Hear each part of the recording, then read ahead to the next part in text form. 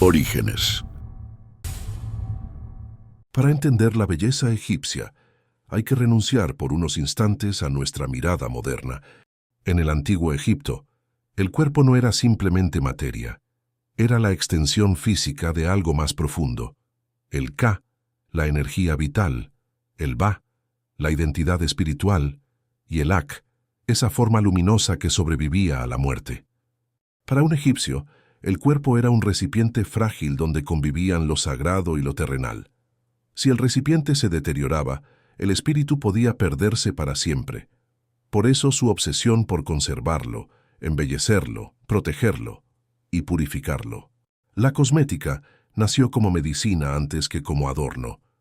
Los ojos pintados con ese negro intenso, mezcla de galena, plomo y grasa vegetal, no solo embellecían, actuaban como filtro solar, como repelente de enfermedades y como defensa contra el mal de ojo.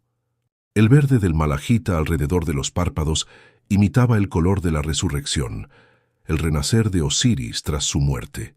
Colorearse no era estética, era un acto religioso, una declaración silenciosa de que la vida podía controlarse mediante símbolos. Cada trazo tenía una intención, cada pigmento tenía un dios detrás. Pero lo fascinante es que Egipto no veía la belleza como un privilegio, la veía como una obligación espiritual. Incluso los más pobres usaban aceites para perfumar la piel. Y las mujeres de las clases bajas, cuando no podían pagar pigmentos minerales, intentaban delinear sus ojos con barro oscuro. No era apariencia, era orden cósmico. En una tierra donde el Nilo decidía quién vivía y quién moría, donde el sol podía ser padre y verdugo, la belleza era la única forma de decirle al universo: estoy en armonía contigo, no me destruyas. Los templos reforzaban esta idea. Allí se enseñaba que el cuerpo debía mantenerse limpio para honrar a los dioses. Los sacerdotes se afeitaban todo el vello del cuerpo, algunos lo hacían a diario. El sudor, el olor y el cabello se consideraban puertas abiertas a la impureza. El perfume no era lujo, era requisito. El maquillaje no era moda, era protección. La belleza no era superficialidad, era disciplina espiritual. Un sacerdote impuro podía afectar la energía del templo. Una mujer que no cuidaba su rostro podía ser considerada desafortunada por las potencias invisibles del desierto. Pero este mundo aparentemente glorioso tenía costuras. Había esclavos dedicados exclusivamente a mantener esa armonía estética. En los palacios, grupos enteros de sirvientes fabricaban perfumes día y noche. Otros molían piedras para producir pigmentos. Otros ventilaban habitaciones para que los nobles no sudaran.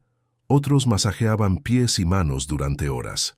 El mantenimiento del cuerpo de un faraón requería decenas de manos anónimas que jamás verían el interior de una tumba noble. La belleza tenía un costo, y casi nunca lo pagaban los bellos. También había una dimensión moral. Los egipcios creían que la belleza acercaba al orden divino llamado Ma'at, mientras que la suciedad y el abandono físico conducían al caos, al desorden, a la destrucción. Por eso las pinturas en las tumbas muestran cuerpos jóvenes, fuertes, perfectos, aunque los difuntos hubieran muerto viejos y enfermos. La apariencia ideal no era mentira, era aspiración espiritual. Era lo que el alma esperaba llegar a ser en el más allá. Lo más impactante para nosotros es que, en Egipto, el cuerpo no era un campo de batalla emocional, ni un espacio de inseguridades, era un territorio sagrado que debía cultivarse con la misma devoción con la que se labraba la tierra junto al Nilo. Cuidarlo era respetar la vida. Embellecerlo era honrar al cosmos. Mantenerlo puro era asegurar un lugar en la eternidad. Por eso, cuando miramos una momia, no estamos viendo un cadáver envuelto en vendas. Estamos viendo el último acto de una civilización que se negó a aceptar que la muerte pudiera borrar la identidad de un ser humano. Estamos viendo el esfuerzo desesperado de un pueblo por conservar no solo el cuerpo, sino el alma. La belleza en Egipto no era una opción, era un sistema entero, una estructura invisible que sostenía el orden social, religioso y político del imperio. En apariencia todos podían aspirar a ella. En la práctica, era un privilegio sostenido sobre los hombros de quienes nunca aparecerían en un mural. Detrás del brillo del oro y del perfume de loto, había cuerpos exhaustos, manos manchadas de pigmento y ojos irritados por los minerales que molían día tras día. La estética egipcia tenía glamour, pero también tenía víctimas. Dentro de los palacios, la jornada comenzaba antes del amanecer. Las esclavas encargadas de la cosmética molían galena negra hasta volverla polvo finísimo. Algunas inhalaban tanto mineral que sus pulmones quedaban marcados de por vida. Con el pigmento listo, lo mezclaban con un aceite espeso de resina y se lo entregaban a una segunda línea de sirvientas, las encargadas del cuerpo. Ellas limpiaban, perfumaban, masajeaban y vestían a las mujeres nobles, pero también a los hombres que consideraban la belleza parte de su autoridad. La piel era frotada con aceites aromáticos, lirio azul, mirra, almáciga, hasta que brillaba bajo el sol como si fuera una extensión del propio Nilo. El olor a cuerpo sin perfume era una deshonra, una falta moral, casi una traición espiritual. En las casas más ricas, el ritual continuaba con las llamadas niñas del perfume, pequeñas esclavas entrenadas desde los 7 u 8 años para crear fragancias complejas. Sus manos, demasiado jóvenes, prensaban flores, mezclaban grasas animales, repetían movimientos que jamás serían reconocidos como arte. No eran artesanas, eran herramientas vivas, sacrificadas a un oficio que solo otros disfrutarían.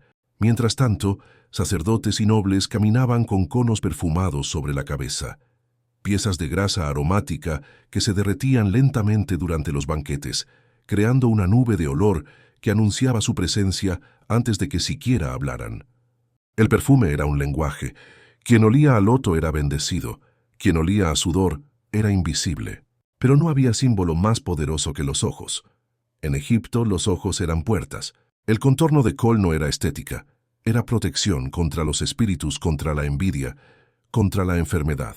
Pintar los ojos era casi un acto de guerra contra lo invisible. Por eso incluso los hombres de clase baja, cuando no podían pagar pigmentos, oscurecían sus párpados con barro o ceniza. Lo mínimo que cada egipcio debía ofrecer al universo era una mirada que no traicionara debilidad. En medio de este universo estético, la sexualidad ocupaba un lugar sorprendentemente natural. El cuerpo era templo, pero también energía viva. En los palacios, algunas esclavas eran seleccionadas para el mantenimiento íntimo. Afeitaban cuerpos de nobles y sacerdotes, depilaban con mezclas de azúcar y limón, aplicaban ungüentos afrodisíacos sobre la piel. Algunas acompañaban a los hombres en rituales eróticos que imitaban la unión divina de Isis y Osiris. En Egipto la sexualidad no era pecado. El pecado era la falta de control, la falta de propósito. La energía sexual bien dirigida se consideraba fuerza vital, mal usada, caos. Los animales también formaban parte de este ecosistema estético y sagrado. Gatos, ibis, halcones, toros, todos con un rol espiritual. Un gato no era solo un animal doméstico, era un guardián del hogar, un símbolo de elegancia y protección. Matar un gato, aunque fuera un accidente, podía significar la muerte del responsable. El respeto por los animales no era moral, era cosmológico. Miles de ellos fueron momificados con más cuidado que muchos humanos, porque cada animal sagrado era un fragmento viviente del orden cósmico. Y eso revela algo crucial. La belleza no era individual, era colectiva. El cuerpo humano, el perfume, la casa, los animales, la ropa, los colores, todo formaba parte de una misma danza para mantener a Maat en equilibrio. Pero la historia rara vez muestra el desgaste interno de quienes sostenían esa belleza. Las perfumistas perdían el olfato a los 30. Las molenderas de pigmento quedaban ciegas por las partículas minerales. Las esclavas de maquillaje tenían las manos teñidas permanentemente, como si la estética ajena fuera tatuándose sobre su propia piel. Los obreros que decoraban tumbas respiraban polvo de piedra mezclado con arsénico durante años. La belleza tenía un brillo, pero también un precio que muchos pagaban con el cuerpo entero. Aún así, para los egipcios la estética no era un lujo frívolo, era una forma de evitar el desorden, era protección metafísica, era una herramienta para comunicarse con los muertos, con los dioses, con el destino. No se trataba de ser más atractivo. Se trataba de estar en armonía con la creación, y esa armonía debía reflejarse en todo lo que el cuerpo tocaba. Por eso, cuando observamos los frescos en las tumbas, no vemos rostros maquillados al azar. Vemos seres preparados para enfrentar la eternidad. Vemos cuerpos que desde la vida misma habían sido moldeados para viajar al otro mundo con dignidad. Allí entendemos que en Egipto la belleza nunca fue superficial. Fue una forma de fe, una forma de control, una forma de resistencia ante la muerte. Entre todos los rituales de belleza, había uno que hoy nos sorprendería por su refinamiento: el baño egipcio. No eran simples inmersiones en agua, eran ceremonias de purificación, actos íntimos donde el cuerpo se encontraba con el perfume, con el silencio y con la disciplina. El baño era considerado un diálogo con el orden del universo. No se hacía para refrescarse, se hacía para limpiar la sombra, para expulsar lo impuro, para mantener intacto el equilibrio entre el cuerpo y la divinidad.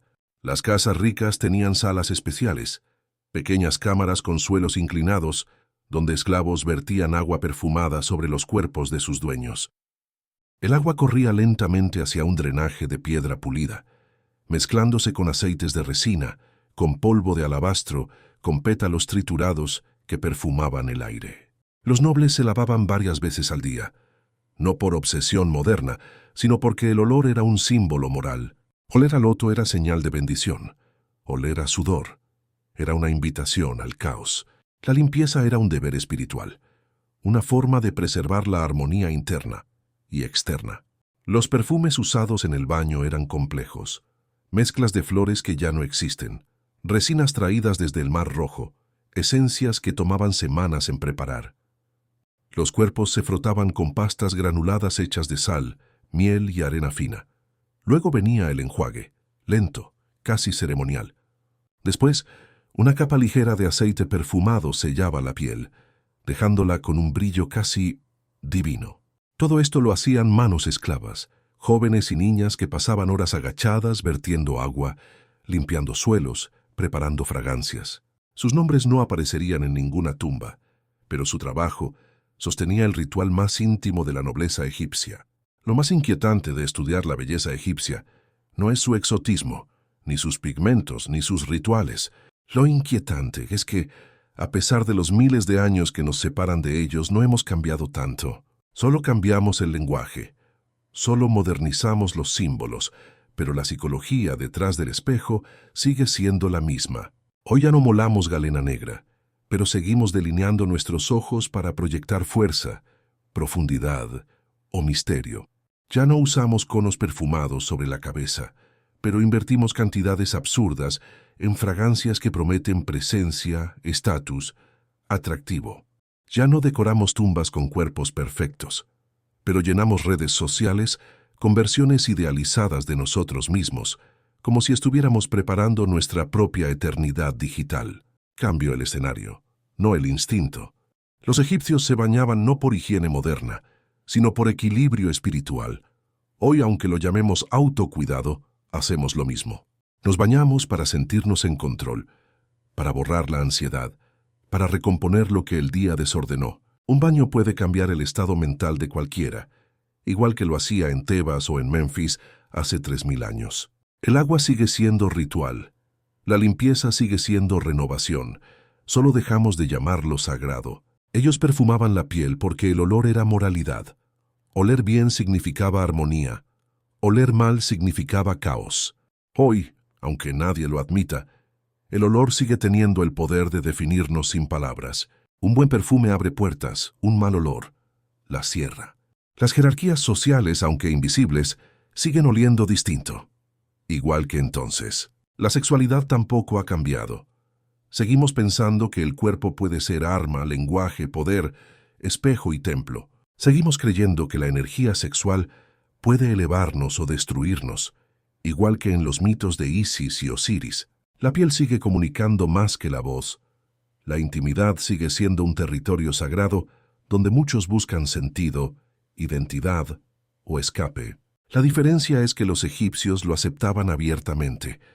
Nosotros lo ocultamos bajo capas de moralidad moderna. Incluso la relación con los animales revela un eco profundo. Ellos adoraban gatos, halcones, ibis y toros como manifestaciones divinas. Hoy nuestras mascotas ocupan ese lugar emocional, criaturas a las que atribuimos protección, compañía, equilibrio psicológico. Quizás no las momificamos, pero las enterramos con ceremonias íntimas, como si perdiéramos algo sagrado. Los animales siguen siendo puentes entre nuestro mundo, y algo que no podemos explicar del todo. Y luego está la verdad más incómoda. La belleza sigue siendo jerarquía, igual que en Egipto. Quien encaja en los estándares recibe privilegios. Quien no, debe esforzarse el doble para ser visto. El cuerpo sigue siendo moneda social. La piel, el olor, la mirada, el peso, el brillo, siguen siendo señales. Hemos cambiado los pigmentos, pero no la lógica. Hemos reemplazado a las esclavas que molían minerales por industrias que producen cosméticos en masa.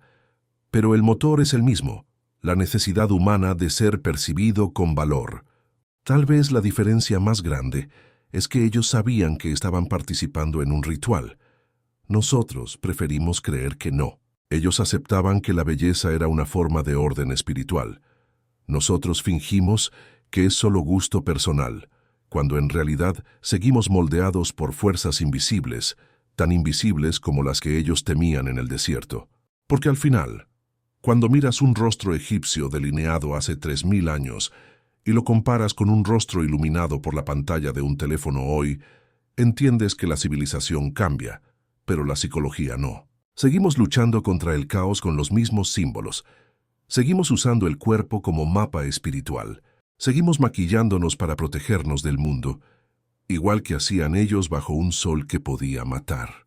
Egipto no está tan lejos como creemos, solo cambió de disfraz. Cuando pensamos en Egipto, solemos imaginar pirámides, faraones, desiertos interminables y momias envueltas con precisión matemática.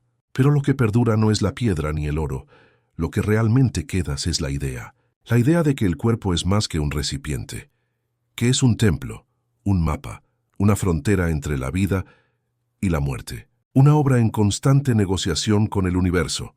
Los egipcios lo sabían, lo respetaban y también lo temían. Hoy, cuando alguien se mira al espejo buscando un detalle que corrigió o un gesto que lo traiciona, toca la misma angustia que ellos. Cuando alguien se perfuma para sentirse capaz o se maquilla para ocultar la herida que la vida dejó, repite antiguos rituales de poder y protección. La estética moderna no es superficial. Es un eco antiguo, un susurro que viene desde las orillas del Nilo. Egipto entendió algo que hemos olvidado, que la belleza no es frivolidad, sino lenguaje, un puente con el mundo. La forma en que nos presentamos habla antes que nuestra voz. Y la belleza, cuando es devoción, puede sostener o destruir una vida. Ellos lo vivían con intensidad sagrada. Nosotros lo vivimos disfrazándolo de normalidad. Pero entendieron algo más profundo, que ningún cuerpo es eterno. Por eso lo embalsamaban, perfumaban, pintaban y protegían. No para detener la muerte, sino para enfrentarla con dignidad. Para decir, puedes llevarte mi carne, pero no mi identidad. Ese es el corazón de la belleza egipcia. No el pigmento o la piel perfecta, sino la rebeldía, la resistencia del alma. Cuando miramos sus murales, vemos cuerpos idealizados. No eran mentiras, eran aspiraciones espirituales. La mejor versión de un alma enfrentándose al infinito. Cada trazo era un recordatorio de lo que un humano podía llegar a ser. Buscamos orden en nuestro caos interno. Buscamos sentido en nuestras grietas, la belleza interior que el mundo no siempre ve. Tal vez por eso Egipto nos obsesiona. No por sus templos, sino porque nos revela lo que somos.